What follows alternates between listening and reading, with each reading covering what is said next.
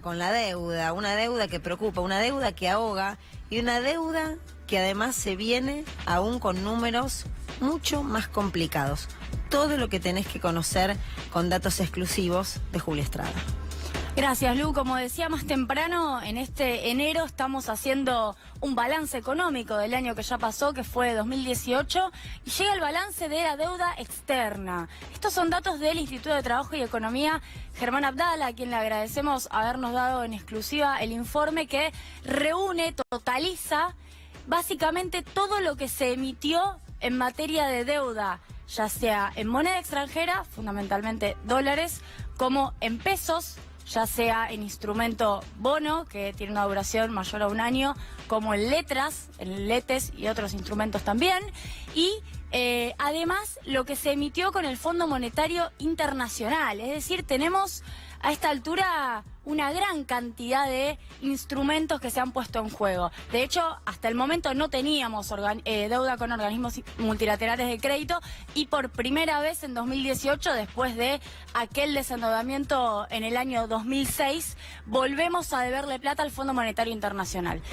La suma es esta que están viendo en pantalla. Ya son 109.120 millones de dólares. La deuda que está en pesos se pasó a dólares. La deuda que está en dólares se expresa también en dólares. Es un total expresado en moneda extranjera. Pero hay una parte que se tiene que cancelar sí o sí en moneda extranjera y hay una parte que se puede cancelar en pesos.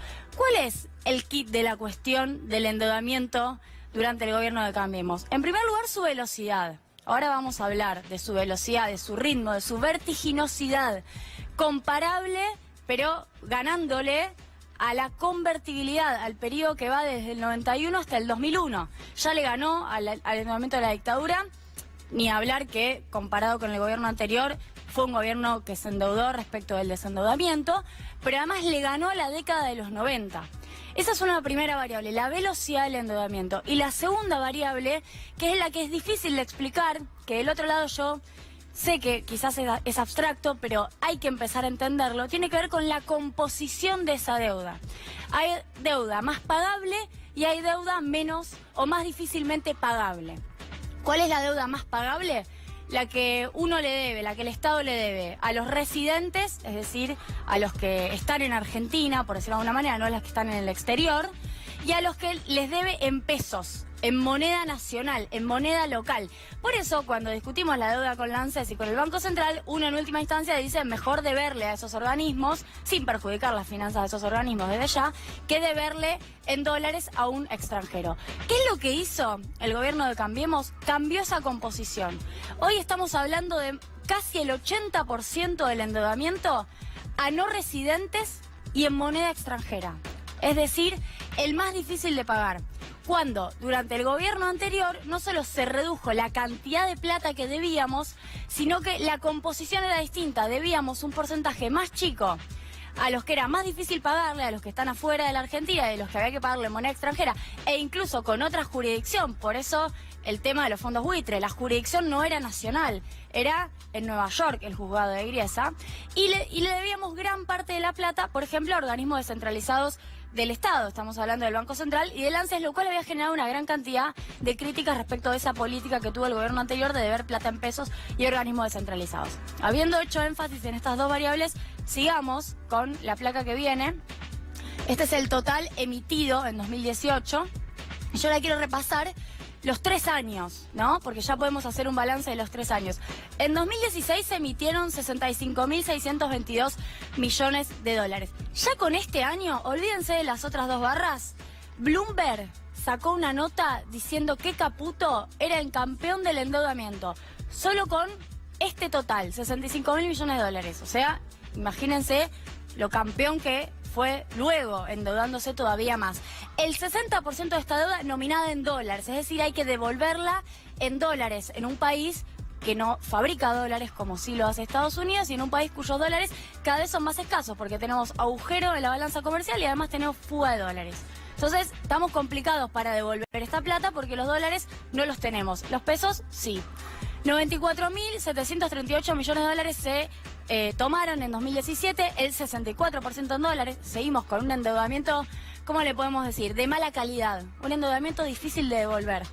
Y en tercer lugar, el dato que yo decía recién, 109.120 millones de dólares. Ahora sí, 32% en dólares. Vos me podés decir, bueno, un poco menos, pero esto es porque precisamente Argentina quedó afuera de los mercados. En realidad los mercados dejaron de prestarle plata a los emergentes, a los países emergentes, y no se pudo acceder a la deuda de mercado, que es en dólares, y tuvo que pedir plata en pesos en otros lugares. Ahí, por ejemplo, aparecieron los botes, los famosos bonos en pesos. Y un 26% de esa deuda es al Fondo Monetario Internacional. Aparece un actor que no estaba. ¿Y cuál es la característica histórica de los organismos multilaterales de crédito? Que se puede renegociar, pero nunca se puede condonar una parte de la deuda. Es muy difícil que te perdonen una parte de la deuda. Es negociable, de acuerdo al color político, algún tipo de plazo. De hecho, muchos del oficialismo, y yo diría también de la oposición, están apostando en algún punto a renegociar eso, que son 28.000 millones de dólares lo desembolsado. No le debemos todavía los 57.000 millones de dólares porque no desembolsaron esa plata. De hecho, estaría bueno que no tengan que desembolsar esa plata y que en algún momento se pare ese acuerdo, a mi criterio. Pero le debemos 28.000 millones de dólares. Lo que habría que ver es si esos 28.000 millones de dólares se pueden renegociar o no. Lo que es difícil que se pueda hacer es hacer una quita, es hacer una reducción de eso, porque con los organismos multilaterales de crédito no se jode, podríamos decir. Con ellos no se renegocia para abajo, se paga. Vamos a la última placa y ahora sí quiero ir a la evolución del peso de la deuda sobre el Producto Bruto Interno. Vamos primero al dato que es más saliente. Esos 319.826 millones de dólares, que es la plata en total que debemos. ¿Por qué es un número más grande? Porque había deuda externa, no es que en 2015 arrancaron en cero, había deuda externa. Más lo que emitió Cambiemos, se llegó a un stock que hay que devolver en algún momento. Hay distintos plazos, hay hasta 100 años, ustedes lo saben bien, 319.000 millones de dólares. Eso es el 86% del Producto Bruto Interno a diciembre de 2018, es decir, un PBI, casi un PBI, casi 100. ¿Y cuánto había en 2015? 240.665 millones de dólares. ¿Qué es lo que muchos están discutiendo? Bueno, que la plata que todavía no entró del Fondo Monetario Internacional, faltan un poco más de 20.000 millones de dólares, se use para achicar un poco este stock, que cancele algo de esos vencimientos de deuda que vamos a tener en este 2019, que no siga acrecentando el stock, porque estamos en algún momento hay que empezar a cancelar. Esa es la discusión de fondo. Hay que ver qué quiere hacer el gobierno este año. Lo que sí, hay una cosa importante. Bausili salió a decir, de parte de la Secretaría de Finanzas, a comienzos de año, que este año les sobraban entre 6.000 y 11.000 millones de dólares de la plata del Fondo Monetario Internacional. Están especulando con que van a poder pagar la deuda externa e incluso le va a sobrar plata.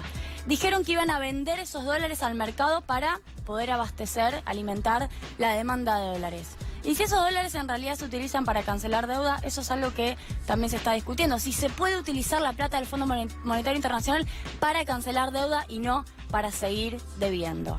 Bien, este es el panorama de este 2018 que acaba de terminar. Muchas gracias, Julia, muy precisa siempre toda la información.